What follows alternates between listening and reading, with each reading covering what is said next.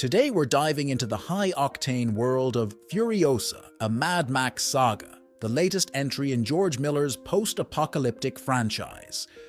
The film follows young Furiosa, played by Anya Taylor-Joy, as she's torn from her peaceful home in the Green Place. Kidnapped by the tyrannical Dementus, portrayed by Hemsworth, Furiosa must navigate the harsh wasteland. We witness her transformation from scared child to hardened survivor, battling rival factions and forging uneasy alliances, all while never losing sight of her ultimate goal, to return home and save her people.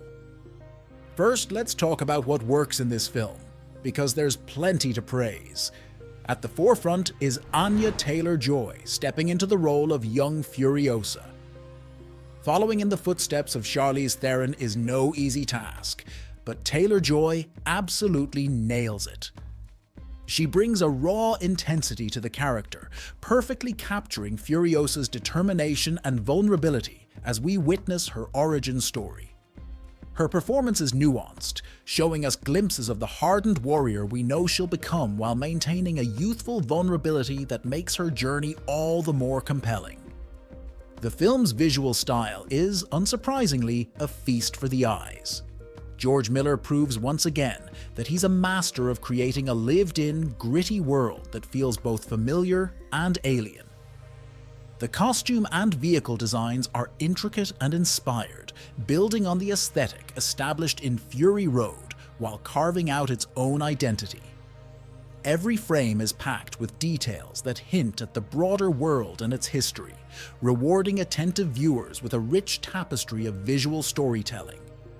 Speaking of vehicles, the action sequences in Furiosa are nothing short of spectacular.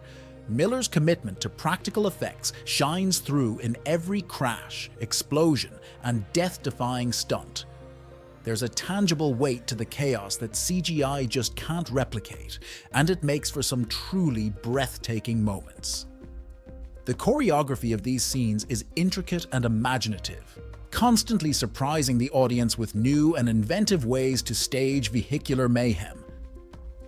One standout sequence involves a massive dust storm chase that had me on the edge of my seat. The way Miller manipulates scale and perspective during this scene is mind-blowing, creating a sense of claustrophobia and disorientation that puts you right in the middle of the action. It's a masterclass in tension building and visual storytelling, using the natural elements of the wasteland as both obstacle and weapon. The world building in Furiosa is also top-notch. We get to see more of the wasteland's power dynamics and competing factions, which adds depth to the Mad Max universe. The film strikes a nice balance between explaining Furiosa's backstory and leaving some mystery intact. We learn about the Green Place she was taken from, see the inner workings of different wasteland societies, and get a broader sense of the geography and resources that drive conflict in this world. Hemsworth deserves a special mention for his portrayal of the film's primary antagonist, Dementus. He's clearly having a blast chewing the scenery as this unhinged warlord, and his performance is both terrifying and darkly comedic. It's a far cry from Thor, and Hemsworth proves he's got serious range. Dementus is a complex villain with moments of charisma and even twisted logic that make him more than just a one-note bad guy. The score by Junkie XL is another highlight. Building on his work from Fury Road, he delivers a pulsating, percussion-heavy soundtrack that perfectly complements the on-screen action. There are moments where the music becomes a character in itself, driving the emotion and intensity of key scenes. The score also incorporates unique instrumentation that reflects the cobbled-together nature of the wasteland, with industrial sounds and makeshift instruments adding texture to the sonic landscape. Now let's shift gears and talk about some of the film's shortcomings, because it's not all smooth driving in the wasteland. One of the biggest issues with Furiosa is its pacing. While Fury Road was a non-stop adrenaline rush from start to finish, this film has some notable lulls. There are stretches where the plot seems to meander and the energy dips considerably. It's not necessarily a deal-breaker, but it does make the film feel less cohesive than its predecessor. These slower moments do allow for more character development, but they sometimes drag on longer than necessary. The script, while solid overall, occasionally falls into the trap of over-explaining. There are a few instances where characters deliver clunky exposition that feels forced and unnecessary. It's as if the filmmakers didn't trust the audience to piece things together on their own, which is a shame given how well Fury Road conveyed information through visual storytelling. This is particularly noticeable in scenes detailing the political structure of the Wasteland, where the dialogue sometimes feels more like a history lesson than natural conversation. Another point of contention is the film's treatment of its supporting characters. While Furiosa and Dementus are well developed, many of the side characters feel underbaked. There's a group of allies Furiosa encounters early in the film that had the potential to be really interesting, but they're not given enough screen time or depth to make much of an impact. This is a missed opportunity, as these characters could have provided valuable perspective on life in the Wasteland and Furiosa's growth as a character. The film's attempts at emotional resonance are hit or miss. There are moments of genuine pathos, particularly when exploring Furiosa's relationship with her mother and her lost childhood. However, other emotional beats fall flat, feeling rushed or unearned.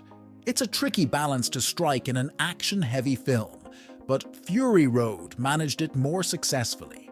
Some of the relationships that are meant to be central to Furiosa's development don't get the time they need to fully resonate with the audience.